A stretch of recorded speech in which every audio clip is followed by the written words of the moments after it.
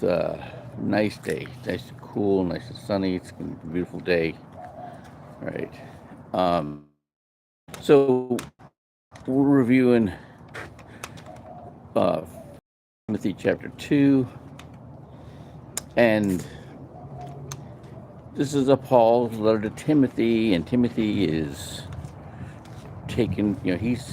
Paul got put in prison um, and taken to Rome to be in prison for for bringing a Gentile into chapter, and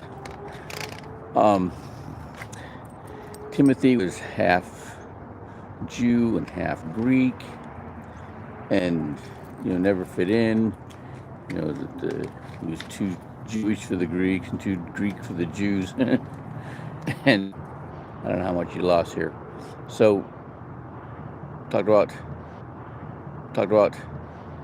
Timothy being half Jew, half Greek, and being assistant Paul and following up with these churches they started, and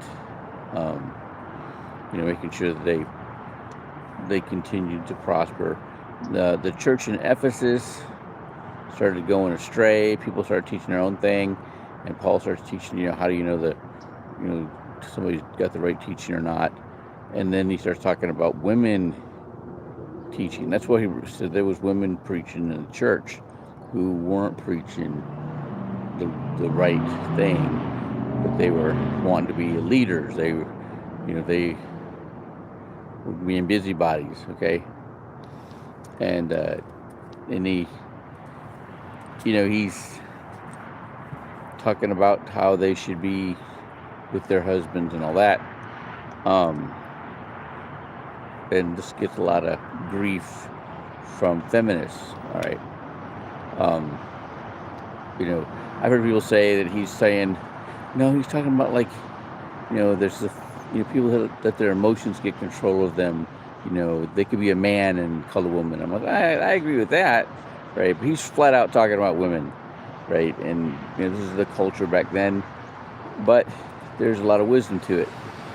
I heard somebody talking on this, and he said that this one pastor was going to a church, and all these younger pastors are asking all kinds of questions, and then the senior pastor just said one thing: I want to hear it from his wife. And he said, is he a godly man at home? Is he? And she said yes, and that's all he did, and he brought the guy into the church. But I'm telling you, in this, it's what he's got talking to Timothy about is overbearing women. That's basically what he's talking about. All right. Have a good day.